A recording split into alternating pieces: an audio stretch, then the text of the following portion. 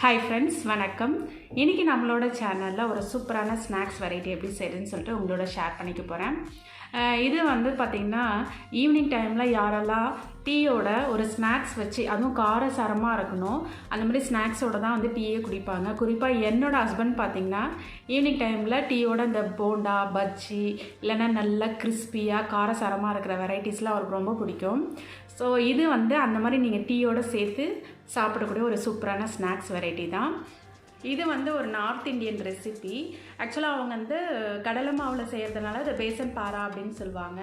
நம்ம தமிழில் நம்மளே இதுக்கு ஒரு பேர் வச்சுக்கலாம். இது வந்து கடலை மாவு பக்கோடா, கடலை மாவு ரிப்பன் பக்கோடா அந்த மாதிரி சொல்லிட்டு, ஏன்னா நம்ம ரிப்பன் பக்கோடா செய்வோம் இல்லையா, அதே மாதிரி தான் இது அந்த ஷேப்பில் தான் இருக்கும். சரி ஃப்ரெண்ட்ஸ், வாங்க இப்போ அந்த ரெசிபி எப்படி செய்யறதுன்னு சொல்லிட்டு பார்க்கலாம். இந்த பக்கோடா பேசன் பாரா செய்கிறதுக்கு தேவையான பொருட்கள் என்னென்னு பார்க்கலாம். 1 கப்பு மைதா மாவு, 1 கப்பு கடலை மாவு, 2 டேபிள் ஸ்பூன் ரவை சேர்த்துக்கலாம். கொஞ்சமாக பெருங்காயத்தூள் வந்து ஆட் பண்ணிக்கோங்க. Chilli flakes 1 table spoon. Red chilli flakes இல்லாதவங்க காஞ்ச மிளகாவை நார்மலாக மிக்சியில் வந்து நீங்கள் இந்த ஃப்ளேக்ஸ் இருக்கு இல்லையா, இந்த மாதிரி வந்து ஒன்றும் பாதியமாக பொடிச்சு எடுத்துக்கோங்க. ஓமம் 3/4 டீஸ்பூன். இந்த 3/4 டீஸ்பூன் ஓமத்துக்கு பதிலாக நீங்கள் சீரகம் கூட ஆட் பண்ணிக்கலாம். நம்ம முறுக்கெல்லாம் செய்யும் போது ஒரு சிலர் வந்து சீரகம் போடுவாங்க, ஒரு சிலர் வந்து பார்த்திங்கன்னா கருப்பு எள்ளெல்லாம் போட்டு செய்வாங்க. இது நம்மளோட டேஸ்ட் அண்ட் ஃப்ளேவருக்கு ஏற்ற மாதிரி நீங்கள் சேஞ்ச் பண்ணிக்கலாம். நாங்கள் முறுக்குமே வந்து பார்த்திங்கன்னா எப்போவுமே ஓமம் போட்டு தான் செய்வோம். அதனால் நான் இன்றைக்கி 3/4 டீஸ்பூன் ஓமம் எடுத்திருக்கேன். உங்களுக்கு இந்த ஃப்ளேவர் பிடிக்கலன்னா சீரகமோ அதுக்கு ஆல்ட்ராக வந்து நீங்கள் எள்ளோ வந்து ஆட் பண்ணிக்கலாம். அப்புறம் தேவையான அளவுக்கு உப்பு. நான் 1 டீஸ்பூன் அளவுக்கு உப்பு சேர்த்துருக்கேன், அதுவே கரெக்டாக இருந்தது.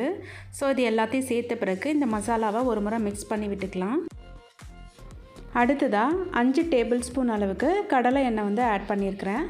இந்த எண்ணெயை சூடு எதுவும் பண்ணாமல் அப்படியே தாங்க நார்மலாக தான் சேர்த்துருக்கேன். இதை சேர்த்ததுக்கப்புறம் இதையும் சேர்த்து நல்லா ஒரு முறை நம்ம மிக்ஸ் பண்ணி விட்டுக்கலாம். 1 கப்பு மைதா, 1 கப்பு கடலை மாவுக்கு நான் பிசைகிறதுக்கு 1/2 கப் அளவு தண்ணி வந்து கரெக்டாக இருந்தது. அவங்கவுங்களோட மாவு அளவு பொறுத்து கொஞ்சம் வந்து வேரி ஆகும். நம்ம கொஞ்சம் கொஞ்சமாக சேர்த்து வந்து பிசைஞ்சிக்கலாம். ஒரேடியாக நீங்கள் வந்து 1/2 கப்பு தண்ணியும் சேர்த்துடாதீங்க. இதை நம்ம ஃபைனலாக பிசைஞ்சு எடுத்ததுக்கப்புறமா சப்பாத்தி மாவு பதம் இருக்கு இல்லையா, அதை விட கொஞ்சம் லூஸாக இருக்கணும். ஏன்னா நம்ம இதை ஊற வைப்போம் இந்த மாவை கொஞ்சம் நேரம். ரவெல்லாம் போட்டு இருக்கிறதுனால என்ன ஆகும்னு பார்த்திங்கன்னா ரொம்ப டைட்டாகிடும். ரொம்பவும் லூஸாக பிசைஞ்சிடாதீங்க. நான் இப்படி பார்த்து கொஞ்சமாக தண்ணி ஊற்றி பிசையும் போதே பாருங்கள் கொஞ்சம் வந்து இலகாக தான் இருக்குது. ஸோ நான் என்ன பண்ணிக்கிட்டேன்னா 1 டேபிள் ஸ்பூன் அளவுக்கு கடலை மாவை எக்ஸ்ட்ராவாக ஆட் பண்ணி நல்லா பிசைஞ்சு எடுத்து வச்சுக்கிட்டேன். மாவு ட்ரை ஆகாமல் இருக்கிறதுக்கு நம்ம கொஞ்சமாக எண்ணெய் விட்டு இந்த எண்ணெய் எல்லா பக்கமும் படுற மாதிரி நம்ம அதை நல்லா பிரட்டி எடுத்து வச்சுக்கலாம். இப்போ இது அப்படியே ஒரு 20 மினிட்ஸ் வந்து ஊறட்டும். ஒரு டவல் போட்டு நான் இதை வந்து நல்லா ஊற வச்சுக்கிறேன். மாவு வந்து நல்லா வந்து செட் ஆகிருக்கு, சப்பாத்தி மாவு பதத்தில் இருக்குது. இதை எடுத்து நல்லா நம்ம ஒரு முறை பிசைஞ்சு விட்டுட்டு நல்லா ரோல் பண்ணி இதை 4 பார்ட்டாக வந்து நம்ம முதல்ல பிரிச்சுக்கலாம். நீங்கள் அகிலா சமையல் சேனலை இப்போ தான் ஃபஸ்ட் டைம் பார்க்குறீங்கன்னா சப்ஸ்கிரைப் பண்ணிக்கோங்க, பக்கத்துலேயே இருக்கிற பெல் ஐக்கானையும் ப்ரெஸ் பண்ணிக்கோங்க. இப்போ இதிலேருந்து ஒரு உருண்டையும் மட்டும் எடுத்து நம்ம நல்லா வந்து தேய்ச்சி எடுத்துக்கலாம். நான் ஒரு ரப்பர் ஷீட்டில் கொஞ்சமாக எண்ணெய் விட்டு இதை வந்து சப்பாத்தி மாதிரி நல்லா மெலிசாக தேய்ச்சி எடுத்துக்கணும். நம்ம சப்பாத்தி கட்டையை வச்சும் இதை தேய்ச்சிக்கலாம். இதில் ரொம்ப முக்கியமான விஷயம் என்னன்னு பார்த்தீங்கன்னா, உங்களால் முடிஞ்ச வரைக்கும் இதை வந்து நல்லா மெலிசாக தேய்ச்சிக்கோங்க. நீங்கள் நல்லா வந்து இதை மெலிசாக தேய்க்கும் போது தான் நம்மளோட இந்த கடலை மாவு ரிப்பன் பக்கோடா வந்து நல்லா கிறிஸ்பியாக இருக்கும். இல்லைனா பார்த்திங்கன்னா உள்ளெல்லாம் வந்து வேகாத மாதிரி நமுத்த மாதிரி இருக்கும், சைட்ஸில் மட்டும் கொஞ்சம் கிறிஸ்பியாக இருக்கும். அதை அவாய்ட் பண்ணுறதுக்கு உங்களால் முடிஞ்ச வரைக்கும் இதை நல்லா மெலிசாக தேய்ச்சிக்கோங்க. நம்ம ஃப்ரை பண்ணும் போது அது ரொம்ப எழும்பாமல் இருக்கிறதுக்காக ஒரு ஃபோர்க் எடுத்து என்ன பண்ணுங்கள், அப்படியே ரேண்டமாக ஜஸ்ட் வந்து நீங்கள் குத்தி விட்டுக்கோங்க. இப்போ இதை வந்து நான் கட் பண்ணி எடுக்க போகிறேன். நான் இந்த ரப்பர் ஷீட் யூஸ் பண்ணியிருக்கிறதுனால நைஃபோட பேக் சைடு வச்சு நான் கட் பண்ணுறேன். நான் இதை சிம்பிளாக ரெக்டாங்கிள் ஷேப்பில் தான் வந்து கட் பண்ணி எடுக்க போகிறேன். உங்களுக்கு தேவைன்னா டைமண்ட் ஷேப்பில் இப்போ நான் பிக்சரில் காமிச்சிருக்கிறேன் இல்லையா, அந்த மாதிரி கூட நீங்கள் கட் பண்ணிக்கலாம். நான் ஃபஸ்ட்டு எல்லாத்தையும் நீல வாக்கில் வந்து கட் பண்ணிக்கினேன். அதுக்கப்புறம் நடுவில் ஒரு கட் போட்டுக்கிட்டேன், அவ்வளோதான். இப்போ இதை வந்து பொரித்து எடுக்கிறதுக்கு நம்மளுக்கு ரெடியாக இருக்குது. எல்லாத்தையும் ஒரு பிளேட்டில் வந்து மாற்றி எடுத்துக்கலாம். ஏன்னா டக்குன்னு சொல்லிவிட்டு நம்ம எண்ணெயில் போட ஈஸியாக இருக்கும். இப்போ பொரிக்கிறதுக்கு ஒரு கடாய் வச்சுக்கிட்டு நம்ம எண்ணெய் ஆட் பண்ணிக்கலாம். எண்ணெய் வந்து ரொம்ப காயக்கூடாது. ரொம்ப சூடாக இருந்துச்சுன்னா நம்ம போட்ட உடனே எல்லாமே வந்து தீஞ்சு போயிடும். ஒரு 70 to 80% வந்து எண்ணெய் சூடாக இருந்தால் போதும். ஏன்னா நம்ம ரொம்ப மெலிசாக தேய்ச்சிருக்கிறதுனால இது 1 to 2 மினிட்ஸ்லேயே வந்து நம்மளுக்கு வந்து நல்லா ஃப்ரை ஆகிடுங்க.